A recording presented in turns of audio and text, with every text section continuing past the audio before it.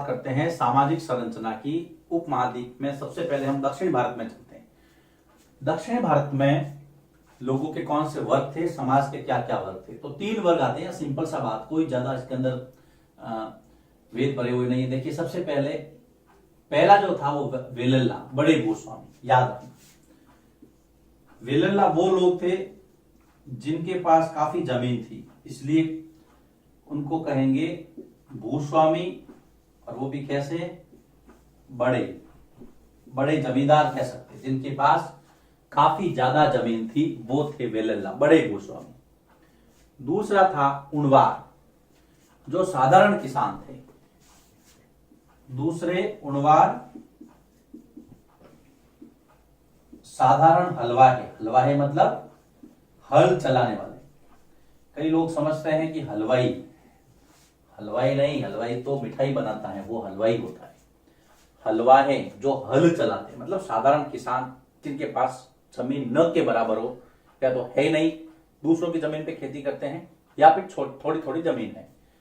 तीसरा है कड़ेसियार और अदिमेई। नाम आपको याद रखने पड़ेंगे बेटा। कड़ेसियार और अदिमेई, ये कौन थे? ये थे भूमिहीन लोग जो दूसरों के यहाँ नौकरी करते थे, जिनके पास जमीन नहीं थी, किसान भी नहीं थे। ये भूमिहीन, मजदूर और दास। मैं यहां पर लिख देता हूं तीसरा, भूमिहीन, मजदूर और दास। तो 3 वर्ग थे, वेलल्ला, उणवार और कड़ेसियार, और उसके साथ में अदिमेई। 3 आपको याद रखना है। उसके बाद में हम चलते हैं उत्तर भारत में। तो उत्तर भारत में क्या था? उत्तर भारत की जो समाज की जो संरचना थी वो था, सबसे पहले गांव का प्रधान, जिसको हम कहते थे ग्राम भोजक। ग्राम भोजक, ग्राम भोजक कौन था? गांव का जो प्रधान होता था। आज का सरपंच ले सकते हैं आप इस तरह से। पहले चुनाव तो होते नहीं थे, जो शक्तिशाली था, जिसके पास जमीन ज्यादा थी, उनको प्रधान बना देते थे। तो गांव का प्रधान ग्राम भोजक। अब ग्राम भोजक के बारे में थोड़ी चर्चा करते हैं, क्योंकि सिलेबस में दिया है। एक ही परिवार के लोग पीढ़ी दर पीढ़ी ग्राम भोजक के पद पे बने रहते थे। पहला चीज, इसका मतलब वंशानुगत, एक ही परिवार के लोग पीढ़ी दर पीढ़ी, एक ही परिवार के लोग पीढ़ी दर पीढ़ी ग्राम भोजक के पद पर बने रहते थे। इसका मतलब कहीं कहीं ये पद वंश परंपरा के हिसाब से था। एक व्यक्ति बना, फिर उसके बाद में उसका बेटा, फिर उसके बाद में उसका बेटा, ऐसे। ग्राम भोजक, मैंने बताया ना, गांव का सबसे बड़ा भूस्वामी ग्राम भोजक होता था। अक्सर, ज्यादातर, प्राय जिसके पास गांव में सबसे ज्यादा जमीन थी, गांव का सबसे बड़ा भूस्वामी, सबसे बड़ा भूस्वामी क्या होता था बेटा? ग्राम भोजक होता था। आगे, ग्राम भोजक काम क्या करता था? इसके काम भी थे। ग्राम भोजक लोगों से कर वसूलता और राजा के पास जमा करवाता था। ग्राम भोजक लोगों से कर वसूल कर राजा के पास जमा करवाता, ये इसका काम था। इसके अलावा क्या काम था? और ये इंपॉर्टेंट बातें हैं, ध्यान रखना। एग्जाम में सीधा सीधा पूछते हैं कि ग्राम भोजक क्या काम, क्या क्या था। ग्राम भोजक कभी कभी न्यायाधीश का काम भी करता था और पुलिस का भी काम करता था। आगे चलता हूं मैं। ग्राम भोजक, अगर गांव में कभी कभी झगड़े लड़ाई हो जाते थे, कभी कभी न्यायाधीश वो पुलिस का काम भी करते। गांव में कोई झगड़ा होता था, कहते कहां चलना है, चलो प्रधान के पास चलो, है ना। और उसके पास में खुद के लोग होते थे, जो लोगों को सजा भी देते थे। तो ये पुलिस का और न्यायाधीश का काम भी करता था। कौन? ग्राम, इसका मतलब ग्राम भोजक के पास शक्तियां बहुत ज्यादा थी। उसके बाद में दूसरा जो लेवल था वो था गृहपति का, जो स्वतंत्र किसान थे, ये छोटे किसान थे। दूसरा है गृहपति, स्वतंत्र एवं छोटे किसान, जिनके पास बहुत कम जमीन थी लेकिन वो अपनी खेती करते थे, स्वतंत्र थे, किसी के नियंत्रण में नहीं थे, अपना काम देखते थे, मस्त रहते थे। तीसरा था वो व्यक्ति जिसके पास न तो जमीन थी न उसके पास कोई स्वामित्व था, वो दूसरों की मजदूरी करता था, दास था, है ना। तो भूमिहीन, दास, मजदूर और कर्म का तीसरा वर्ग ये है, भूमिहीन, दास, मजदूर तथा छोटे मोटे काम करने वाले लोग, जिसको कर्मकार या कम्मकार कहा गया। ये तीसरा वर्ग था उत्तर भारत में, जो दूसरों की जमीनों पर काम करके अपनी आजीविका चलाते थे। ये दूसरों की जमीन पर काम कर आजीविका चलाते थे। तो ये आपको याद रखना है। देखिए 3 वर्ग उधर भी है, 3 वर्ग इधर भी है, 3 वर्ग दक्षिण भारत में भी है। कौन कौन से? वेल्लल्ला, कुणवार और कडेसियार और अधिमेय। बड़े गोस्वामी, साधारण किसान और मजदूर दास, 3 इधर भी हैं। सबसे पहला है ग्राम भोजक, जिसको गांव का प्रधान। ग्राम भोजक के बारे में कुछ चीजें आपको पता रखनी है। वंशानुगत था ये पद, एक ही परिवार के लोग। सबसे बड़ा भूस्वामी ग्राम भोजक बनता था, वो लोगों से टैक्स वसूलता था, याद रखना। टैक्स वसूल करके राजा के पास जमा करवाता था। कभी कभी ये, चौथी बात, न्यायाधीश और पुलिस का काम भी करता था। एग्जाम में आता है ग्राम भोजक कौन था, उसके काम बताइए। आपको 1 2 3 4 ये लिखना है, ये इसके काम हो गए, ठीक है। उसके बाद में दूसरा वर्ग यहां पर गृहपति का, तीसरा भूमिहीन। गृहपति छोटे किसान थे, भूमिहीन, दास, मजदूर तीसरा वर्ग था उत्तर भारत में समाज का। तो ये देखिए उपमहाद्वीप के गांवों में दक्षिण समाज और उत्तर भारत का समाज और ग्राम भोजक के काम। इस बोर्ड वर्क में आपको ये 3 चीजें पता रखनी। लिखिए इसको, इसके बाद में हम आगे बढ़ते हैं। अब हम आगे बढ़ते हैं, क्या कहती है कहानियां, यात्रा विवरण, मूर्ति कला और पुरातत्व। सबसे पहले कहानियां, और कहानियों में भी बेटा जातक कथाएं। बहुत बार प्रश्न आता है, सीधा सीधा प्रश्न आता है, जातक कथाएं क्या है। मैंने जब आपको महात्मा बुद्ध वाला टॉपिक पढ़ाया था तब भी इसके बारे में बताया होगा, नहीं तो अभी सुन ले आप। महात्मा बुद्ध के पूर्व जन्म की कथाएं जातक कथाएं हैं, और इनकी संख्या 500 है, याद रखना।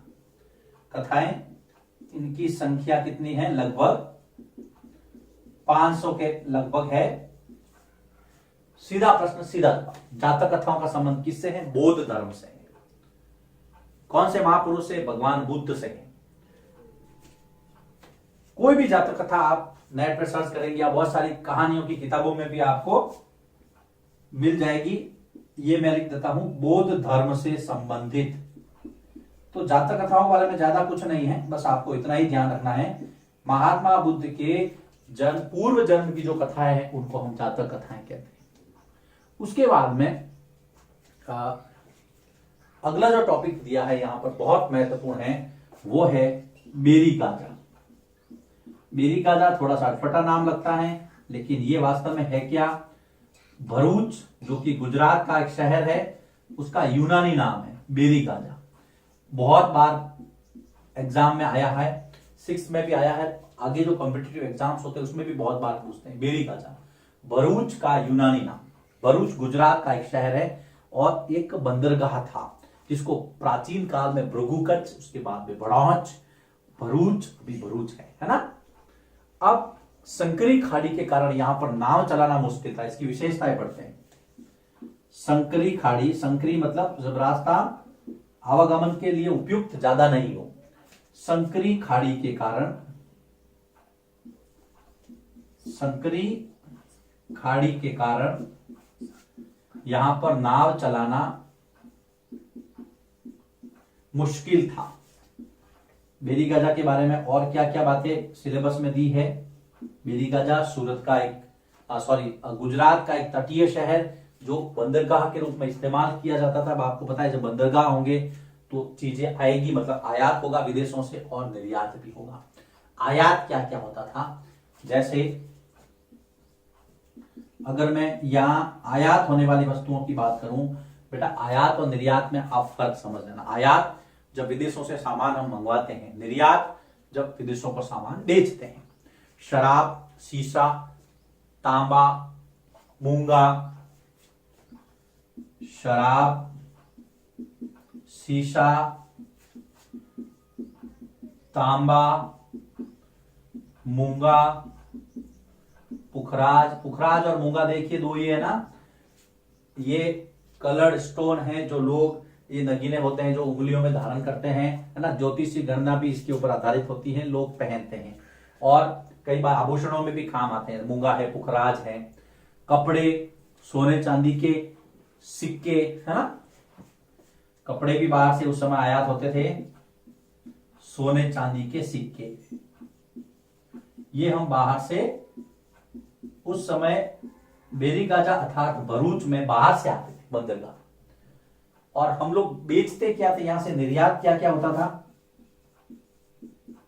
निर्यात की बात करते हैं, हिमालय की जड़ी बूटियां बहुत महत्वपूर्ण है। हम लोग यहां से जड़ी बूटियां विदेशों को बेचते थे समुद्री रास्ते से। हिमालय की जड़ी बूटियां, हाथी दांत, गोमेद, ये भी कीमती पत्थर थे। हाथी दांत, गोमेद, कार्निलियन, ये सारी वस्तुएं हम बेरी गाजा से बाहर भेजते थे। सूती कपड़ा भारत का बहुत महत्वपूर्ण, सूती कपड़ा, रेशम, इत्र, रेशम, सूती कपड़ा, इत्र इत्यादि, ये हम क्या करते थे, विदेशों को बेचते थे। कहां से, बेरी गाजा से, मतलब भरूच से। उसके बाद में व्यापारी यहां पर भरूच के राजा के लिए विशेष उपहार भी लाते थे, क्योंकि भाई राजा है, निश्चित रूप से उसका नियंत्रण है, तो व्यापारी उनको खुश रखेंगे तो गिफ्ट तो लेंगे ही। व्यापारी राजा के लिए विशेष उपहार भी लाते थे भरूच के राजा के लिए। व्यापारी राजा के लिए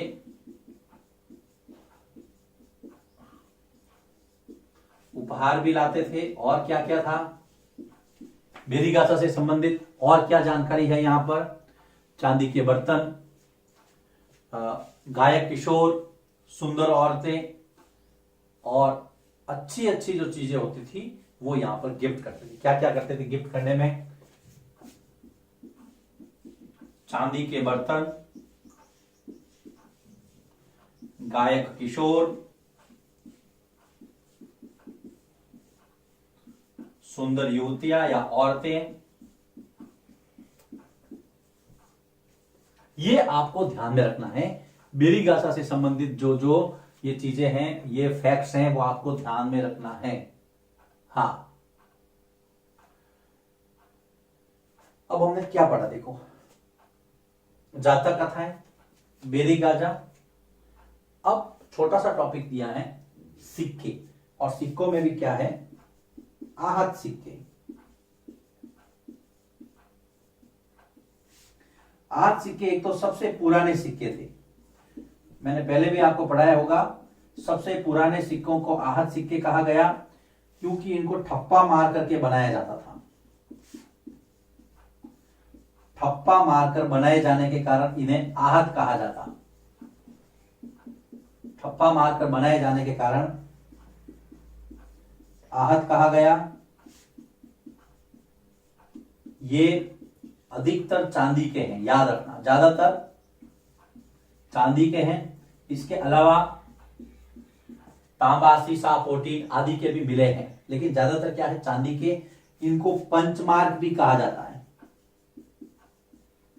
पंचमार्क इसलिए कहते हैं बेटा क्योंकि इनके ऊपर मछली, चंद्रमा, सांड आदि के चित्र बने हैं, इसलिए इनको पंचमार्क सिक्के भी कहा गया है, मार्क किए हुए चित्र बने हुए। तो आज सिक्कों के बारे में ये आपको 4 बातें ध्यान रखनी है। आज सिक्के, एक तो सबसे पुराने सिक्कों का आज सिक्के कहा गया क्योंकि इनको ठप्पा मारकर बनाया गया। भाई कोई भी धातु थी उसके ऊपर ठप्पा लगाया गया, सील लगाई गई ठक करके, और वो चौड़ा हो गया, वो सिक्का बन गया। अधिकतर ये किस धातु के थे? चांदी के। इनको पंचमार्क भी कहते हैं क्योंकि मछली, चंद्रमा, सांड आदि के चित्र इसके ऊपर बने हैं। जातक कथाओं का संबंध भगवान बुद्ध से है, बौद्ध धर्म से है।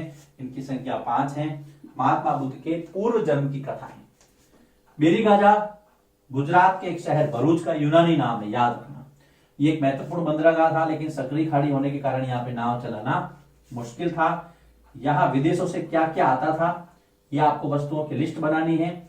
यहाँ से विदेशों को क्या क्या बेचा जाता था, ये लिस्ट बनानी है।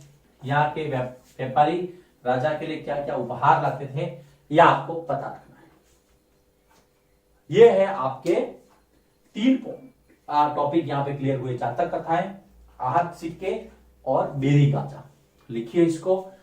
अब हम इसके बाद में इस चैप्टर के तीसरे वीडियो की तरफ मूव करते हैं।